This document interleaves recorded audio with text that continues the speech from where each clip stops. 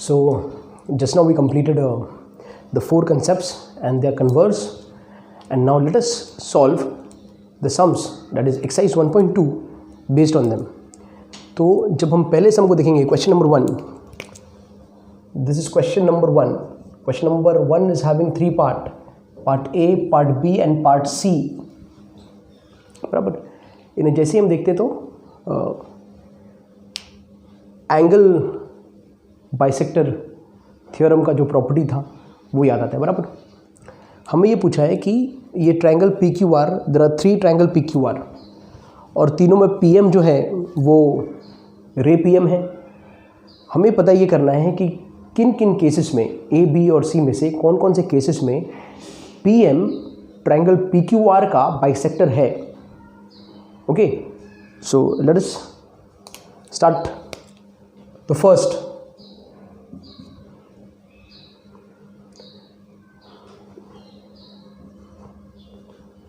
Ready? So पता करना है बाइसेक्टर है कि नहीं है.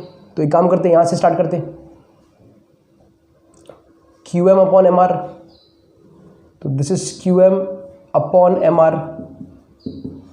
QM कितना है? 3.5. MR कितना है? 1.5. दोनों को 10 से मल्टीप्लाई कर दिया तो ये 35 हो गया और ये 15 हो गया. करेक्ट. अब 5 7 जा एंड 5 3 जा, तो QM अपॉन MR कितना आ गया? 7:3. सेकेंड स्टेप, तो Q से स्टार्ट करेंगे तो QP upon PR. QP upon PR. QP कितना है? 7. PR कितना है? 3. आया सुन में? तो आप बोलेंगे इन ट्रायंगल PQR. लिखना कैसे हो बराबर सीखो.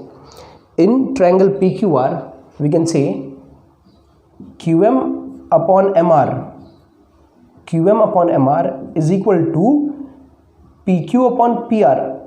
तो QP अपॉन PR, और ये कहाँ से मालूम पड़ा? तो फ्रॉम स्टेटमेंट 1 एंड 2. 1 में ये 7/3 है, 2 में ये 7/3 है, तो ये दोनों भी तो इक्वल होंगे. अच्छा, एक ट्रायंगल में अगर ऐसा है QM upon MR is equal to QP upon PR, if this is possible, तो हम क्या कह सकते हैं? Therefore PM bisects angle QPR. और रीजन क्या होगा इसका? Converse of angle bisector property theorem. Converse of angle bisector property theorem. Will go to the B part. B part में ये PM बाइसेक्ट कर रहा है कि नहीं कर रहा है वो फाइंड करना है. तो यहाँ पर जाते हैं, आप लोग अपने हिसाब से भी रेशियो ले सकते हो. QM से भी स्टार्ट कर सकते हो, RM से भी स्टार्ट कर सकते हैं. बराबर. So if you have understood you can go by yourself as well, there is no problem. So in this case RM से स्टार्ट करता हूँ मैं. तो RM upon MQ. RM upon MQ. RM 6 है, MQ 8 है. डिवाइड करेंगे 2 3 जा 2 4 जा, तो ये 3/4 आ गया. बराबर. सेकेंड स्टेप में अभी कैसा R से स्टार्ट किया था, तो ये RP और PQ. RP upon PQ. RP 7 है, ये 10 है. अच्छा, ये फर्दर डिवाइड होगा नहीं. बराबर है. तो इन ट्रायंगल PQR में हमें ये मालूम पड़ा कि RM upon MQ is not equal to RP upon PQ.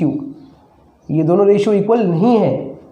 Therefore रे PM is not a bisector of angle QP. तो रे PM उसका बाइसेक्टर नहीं है. थर्ड वाले केस में जाते हैं. अगेन RM से स्टार्ट करते हैं.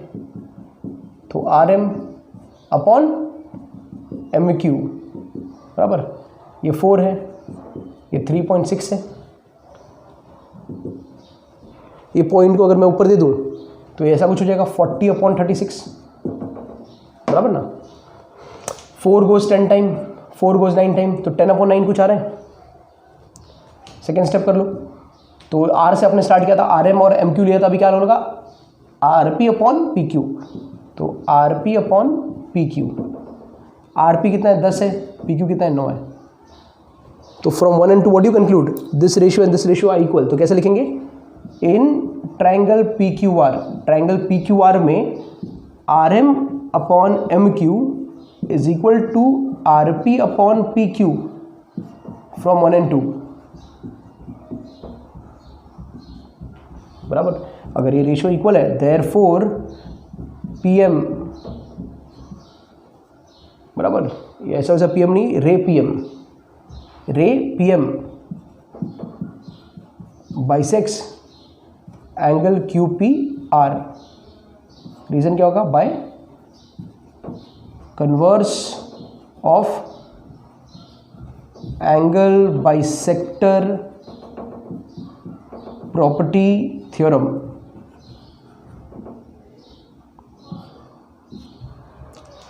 तो आया आपको पहला सम समझ में, बराबर। बिल्कुल इसी तरह से कॉपी करना होता है इसे, और इसी तरह से स्टेटमेंट बना के एग्जामिनर ने समझाना पड़ता है, बराबर।